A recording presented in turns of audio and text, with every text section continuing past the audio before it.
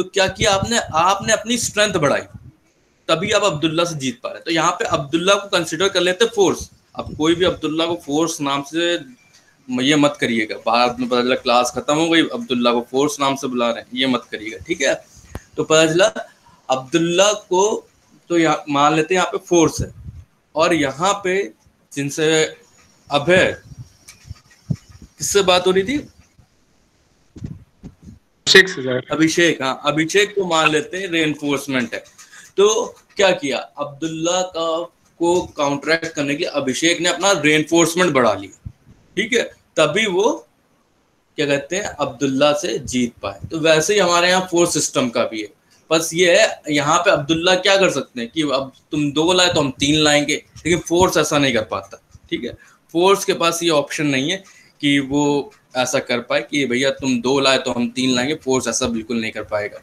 तो यहाँ पे क्या होगा, जब आपने फोर्स कैलकुलेट कर लिया एक जगह पे कि यहाँ पे आपका इतना फोर्स आ रहा है, तो आप उस हिसाब से अपनी रेनफोर्समेंट डाल देंगे। रेनफोर्समेंट का यहाँ पे अगर हल्का सा भी के लिए जो सेंस समझाता है, जिसको सरिया के नाम से आप लोग जानते हैं, बार्स, ठीक है, माइल्ड स्टील की जो रहती है, हार्ड स्टील की रहती है, बहुत सारे टाइप्स की रहती है, वो आने वाले वक्त में आप जो है सीखते रहेंगे, ठीक है। तो क्या करेंगे, फोर्स सिस्टम को हमने इतना किया तो आपने अपना रेनफोर्समेंट बढ़ा दिया। पूरी इंजीनियरिंग आपकी फोर्स सिस्टम पे ही घूमने वाली है, फोर्सेस को ही काउंटरैक्ट करना है। इसमें अब आपके सिलेबस में 3-4 चीजें 7-8 चीजें लिखी हैं, ज्यादा कुछ इंपॉर्टेंट नहीं है। इसमें सबसे बड़ा इंपॉर्टेंट जो आप लोगों ने ऑलरेडी क्लास 12th अगर आपने किया होगा में, या आई थिंक क्लास 10th में शायद ना हो, पर क्लास 12th में 100% that is free body diagram. बहुत सारे लोगों को बनाना आता होगा। क्लास 11th में ही है। क्या हुआ? Does someone want to say anything? Class 11th में भी है सर। क्लास 11th में भी है, ठीक, क्लास 11 ठीक, यस सर, ठीक है। तो फ्री बॉडी डायग्राम पे यहाँ पे जो है आपके सिलेबस में दे रखा है, इट इज जस्ट रिपीटेटिव, क्योंकि वो लोग ये बताना चाहते हैं फ्री बॉडी डायग्राम की इम्पोर्टेंस सिर्फ आपके क्लास 12 तक ही नहीं रहेगी, ये अभी भी इम्पोर्टेंट है, ठीक है। और कुछ थ्योरम्स आपकी दे रखी हैं, जैसे हो गई लामीज थ्योरम, ठीक है। इन पे डिस्कशन हो जाएगा, कुछ concurrent forces, non concurrent forces, force system, इन पे डिस्कशन हो जाएगा। वो जैसे जैसे हम बढ़ते जाएंगे वैसे वैसे डिस्कशन हो जाएगा। पर मेन चीज आपको जो आना चाहिए वो फ्री बॉडी डायग्राम है। फ्री बॉडी डायग्राम जो क्लास 11th में पढ़ा था, it might have been easy, बहुत इजी था, इस वक्त भी इजी है, कुछ भी डिफिकल्ट नहीं होता है, ठीक है, सारी चीजें इजी होती हैं, ठीक है। चलिए, ये तो आपका फोर्स सिस्टम था, ठीक है। अब हम आ जाएंगे नेक्स्ट यूनिट पे, दिस इज योर यूनिट 2। अब यूनिट 2 लिख लें पहले, यूनिट 2 बेसिकली फ्रिक्शन पे है। अब आप लोग ये कहेंगे कि सर हम लोग फ्रिक्शन भी पढ़ चुके हैं, yes of course you must have studied it, ठीक है, फ्रिक्शन। अब आपको बता दें, फ्रिक्शंस में ऐसे लॉज, न्यूटन के कई लॉज थे, उस पर बातचीत हो जाएगी, एप्लीकेशन या बेसिक फ्रिक्शन या types of friction, static friction, dynamic friction, rolling resistance, बहुत सारी चीज़ों पर बात होगी। लेकिन आपको एक बात जानना होगा कि फ्रिक्शन की इम्पोर्टेंस बहुत ज़्यादा है, it is very much important. अगर फ्रिक्शन ना हो तो हम लोग का एग्जिस्ट करने का तरीका एकदम अलग होता, हम अलग कहेंगे, हम कभी भी ये नहीं कहेंगे इम्पॉसिबल होता, हम लोग एग्जिस्ट नहीं कर पाते, बिल्कुल कर सकते हैं, ऐसा नहीं है। लेकिन फ्रिक्शन अगर नहीं होता तो तरीका अलग होता, it must have been very much difficult, तो बहुत ज़्यादा डिफिकल्टी होती है हम लोग को, ठीक है। और प्लस क्या कहते हैं, अब आपका फ्रिक्शन, अब आप ये कहेंगे इंजीनियरिंग की फील्ड में, चलिए फोर्स आपको समझ में आ गया क्यों एप्लीकेबल है, आप सबको समझ में आ ही गया होगा।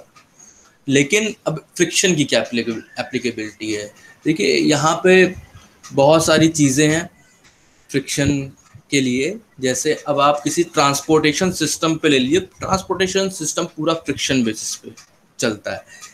टायर और रोड के बीच का इंटरेक्शन या फ्रिक्शन फैक्टर क्या है, उस पर पूरा ट्रांसपोर्टेशन सिस्टम चलता है। वो ये देखिए, एक ट्रांसपोर्टेशन इंजीनियर ये चाहेगा कि हमारे जो व्हीकल का जो टायर है और जो रोड है उसका ऑप्टिमम फ्रिक्शन रहे, पर इंजन में जो चल रहा है उसमें हम लोग ये चाहेंगे कि अगर ज़ीरो फ्रिक्शन हो जाए तो हमारे लिए बेटर है। क्योंकि जितना कम फ्रिक्शन उतनी कम हीट, तो उतनी कम लॉस ऑफ एनर्जी होगा। ठीक है, तो फ्रिक्शन पूरी आपकी ट्रांसपोर्टेशन इंजीनियरिंग अगर उठा लें तो फ्रिक्शन के बेसिस पे ये सारे न्यूमेरिकल आपके फ्रिक्शन फैक्टर पे ही बेस होते हैं। कि स्टॉपिंग साइड डिस्टेंस एक होती है, स्टॉपिंग साइड डिस्टेंस के नाम से ही आप समझ पा रहे होंगे कि हमने किसी चीज को विजिबल किया तो हम कितनी देर में अपने व्हीकल को रोक पा रहे हैं, तो वो पूरा आप खुद ही समझ होंगे फ्रिक्शन पे बेस्ड है। ठीक है, वैसे OSD कहलाता है, ओवरटेकिंग साइड डिस्टेंस, तो वो भी आपका फ्रिक्शन पे ही बेस्ड है। तो बहुत सारी इंजीनियरिंग में, खासकर सिविल इंजीनियरिंग में बोल रहे हैं, में बहुत सारी चीज़ें जो है फ्रिक्शन बेस्ड रहती हैं, जहाँ पे आपको फ्रिक्शन का इफेक्ट लेना पड़ेगा। तो जब हम फ्रिक्शन का इफेक्ट लेने वाले हैं तो हमें फ्रिक्शन के बारे में ज़रूर पता होना चाहिए। ठीक है, तो यहाँ पे जो है लॉज ऑफ कूलम फ्रिक्शन आप लोगों को बता दिया गया है। जैसे मान लेते हैं एक इवनली आपको एक बहुत मज़ेदार बात पता चलेगी कि जब आप बिल्डिंग का FBD बनाते हैं, हम बोल रहे हैं बिल्डिंग का जब आप FBD बनाते हैं, FBD का मतलब है फ्री बॉडी डायग्राम बनाते हैं, तो ये अब आप लोग को पता चल जाएगा कि FBD कितना इंपॉर्टेंट है कि बिल्डिंग का फ्री बॉडी डायग्राम बन सकता है। ठीक है, ये एक सिस्टम। अब ये रिप्रेजेंट देखिए किस चीज को करेगा, ये सिंगल स्टोरी बिल्डिंग को हम रिप्रेजेंट करा देंगे इसको ऐसे।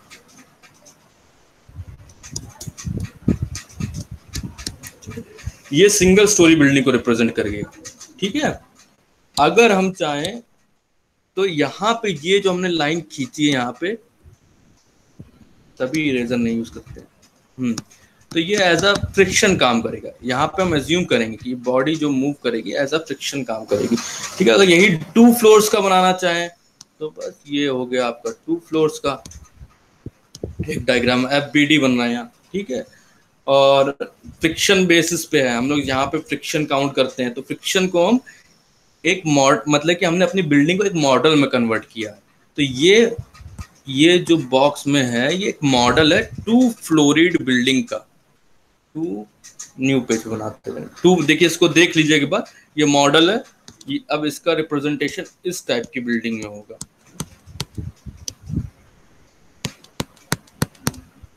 ठीक है, ये 2 फ्लोर्ड बिल्डिंग का एक फ्रेम स्ट्रक्चर हमने बना दिया और जिसको हमने प्रीवियस पेज इससे रिप्रेजेंट कर दिया।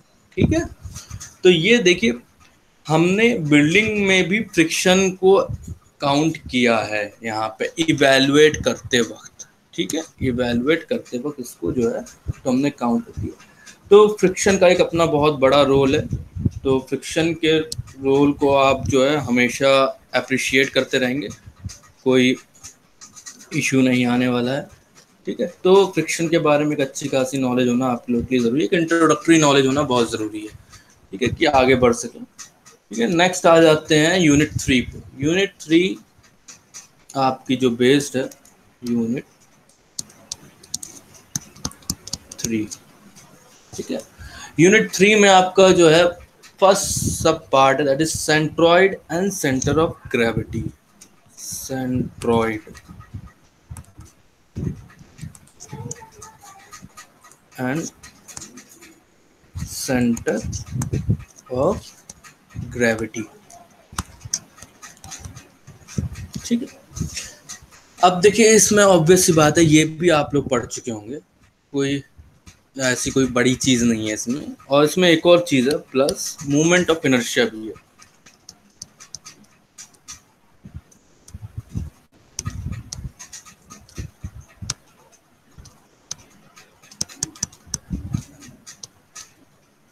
ठीक है, मूवमेंट ऑफ इनर्शिया और centroid and centre of gravity, ये अभी आप लोग ऑलरेडी पढ़ चुके हैं लेकिन इस बार फिर से है। ठीक है, क्योंकि कुछ चीजें जो आप भूल चुके हैं उसका रिवीजन हो जाएगा, प्लस बहुत सारी चीज़ें हैं जिसका बहुत बड़ा इफेक्ट होता है इंजीनियरिंग में, जो बेसिक्स प्रिपेयर होनी चाहिए वो इससे रिलेट कर जाता है। अब आप मान लेते हैं आपके पास एक चेयर है। ठीक है, चेयर रखी हुई है, चेयर अगर आइडियली है तो नोटिस करिएगा चेयर की डिज़ाइन ऐसी है कि वो स्टेबल है, उसका सेंटर ऑफ ग्रेविटी ऐसा बन रहा है कि स्टेबिलिटी आ रही है। तो सेंटर ऑफ ग्रेविटी सेंट्रॉइड का पूरा डायरेक्ट रिलेशन ये कह लीजिए कि आपका जो है स्टेबिलिटी से है।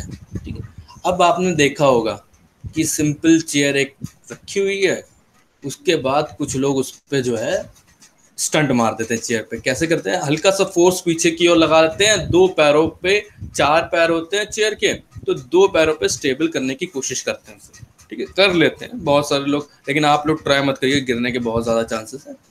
ठीक है, तो लोग कर लेते हैं ट्राई। तो जब वो ट्राई करते हैं तो वो क्या मेंटेन कर रहे हैं, वो क्या कर रहे हैं, अपने बॉडी के वेट को ऐसी तरीके से शिफ्ट कर रहे हैं कि वो स्टेबल हो जाए उस कंडीशन पे। ठीक है, पर वो stability is not for long term. ठीक है, वो स्टेबिलिटी सिर्फ और सिर्फ जो है एक शॉर्ट ड्यूरेशन के लिए होती है कि अपने बॉडी को अगर वो हल्का सा भी शिफ्ट करेंगे तो उनकी स्टेबिलिटी जो है चली जाएगी। वैसे ही अगर चेयर रखी हुई आराम से आप बैठे हुए तो आपके गिरने के चांसेस निल हैं, अनटिल एंड अनलेस आपका वेट अगर ज़्यादा है कि चेयर ही टूट जाए, चेयर में इतनी कैपेसिटी नहीं है कि उतना लोड बेयर कर सके, तभी वो टूटेगी, अदरवाइज वो स्टेबल रहेगी। अब हम इन सब चीज़ों का एग्जांपल इस वजह से दे रहे हैं क्योंकि बिल्डिंग में हमारे कुछ इसी टाइप की है, उसमें भी हम सेंटर ऑफ ग्रेविटी या सेंट्रॉइड को मेंटेन करने की बहुत ज़्यादा कोशिश करते हैं। उसका रीज़न ये है कि जब आपका वेट ऊपर से जब नीचे आ रहा है, अगर वो इक्वली डिस्ट्रीब्यूट होकर के आएगा तो एक चीज़ है जो नहीं लगती है, जिसका हमें इवैल्यूएशन नहीं करना पड़ेगा, वो है टॉर्क का। ठीक है, टॉर्क कह लीजिए या एक तरीके से कह लीजिए मूवमेंट भी कह सकते हैं। मूवमेंट, MOMENT मूवमेंट होता है। ठीक है, खाली तो इन चीज़ों का हमें इवैल्यूएशन नहीं करना पड़ेगा, और उसका अगर हमें इवैल्यूएशन अगर करना पड़ जाता है, इन केस अगर आप बहुत ही ज़्यादा अपने आप को जो है बहुत ज़्यादा, अगर आप इंजीनियरिंग की फील्ड में मान लेते बहुत ज़्यादा टैलेंटेड अगर आप समझते हैं, तो आप अगर ऐसा करते भी हैं, कर सकते हैं, पॉसिबल है, अगर कोशिश करना चाहें करते हैं, लेकिन बट बहुत सारी क्रिटिकल सिचुएशन उसमें क्रिएट हो जाती है, प्लस आपकी जो बिल्डिंग जो स्ट्रक्चर होगा वो अनइकोनॉमिक हो जाएगा। ठीक है, अब हमें कोई प्रोडक्ट अगर खरीदना होगा तो हम भैया देखेंगे जो भाई सबसे, जो हमारी सारी रिक्वायरमेंट पूरी कर देता है प्लस सबसे सस्ता हो। ठीक है, हम वही चीज़ लेंगे, हम वो चीज़ नहीं लेंगे जो हमारी रिक्वायरमेंट पूरी कर रहा है लेकिन जो है महंगा बहुत ज़्यादा है। ठीक है, तो हम वो चीज़ एकदम खरीदना नहीं पसंद करेंगे। तो वैसे ही आपका सेंटर ऑफ ये कह लीजिए, तो हम लोग जो है यूनिफॉर्मिटी, एक यूनिफॉर्मिटी है वर्ड, यूनिफॉर्मिटी मेंटेन करने की कोशिश करते हैं। देखा होगा आपने बिल्डिंग्स में कि देखिए फ्लोर बाय फ्लोर बढ़ रही है बिल्डिंग, तो उन सबका क्या है, यूनिफॉर्म सेक्शन है। ठीक है, मान लेते एक कॉलम गया है तो अब वो कॉलम नीचे से ऊपर तक पूरी बिल्डिंग में ही जाएगा। अब ऐसा नहीं कि बीच में से वो कॉलम ही गायब हो गया, अब वो कॉलम कहीं और से स्टार्ट हो गया, नहीं, अगर वो कॉलम कहीं और से स्टार्ट हो गया तो अब डिस्ट्रीब्यूशन का पूरा फोर्स का खेल ही अलग हो जाएगा। ये कह लीजिए आपकी पूरी बिल्डिंग अनस्टेबल हो जाएगी। अनस्टेबल का मतलब, जब हमने एग्जाम्पल दिया था कि कोई अगर स्टूडेंट चेयर पे बैठता है, दो पैर पे खड़े हो जाए, मतलब चेयर को अगर दो पैर पे स्टेबल करने की कोशिश करे, अपना वेट इधर उधर करके, तो ये वही कंडीशन हो जाएगी बिल्डिंग के साथ में भी। तो जो है हम लोग को इस वजह से सेंटर ऑफ ग्रेविटी या ये कह लीजिए मूवमेंट ऑफ इनर्शिया या मूवमेंट का जो है सिस्टम में या किसी बिल्डिंग में बहुत ज़्यादा यूज होता रहता है, तो इंफॉर्मेशन होनी चाहिए इसके बारे में अच्छी खासी। चलिए नेक्स्ट यूनिट की तरफ बढ़ते हैं, दैट इज यूनिट 4।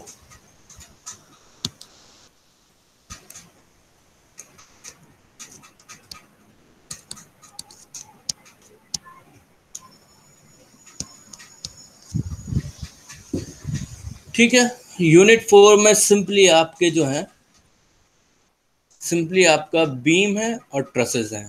ठीक है, तो बहुत सारे लोग जानते होंगे कि बीम क्या होता है।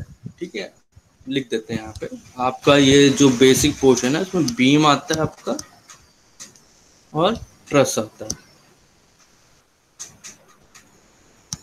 ट्रसेस। ठीक है, तो बीम बेसिकली क्या है, आपने बिल्डिंग्स में बहुत सारी जगह पे बीम देखा होगा।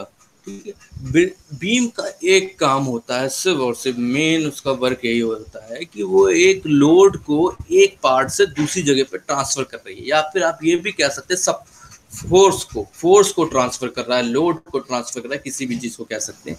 तो बीम का बेसिक काम यही है कि वो जो उसके पास जो लोड आ रहा है, ठीक है, वो कॉलम में ट्रांसफर कर दे। ठीक है, इन सब के बारे में डिटेल्स में पढ़ेंगे हम लोग।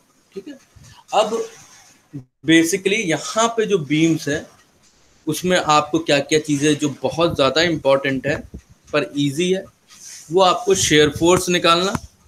ठीक है, शेयर फोर्स निकालना आना चाहिए, वेरी मच इम्पोर्टेंट।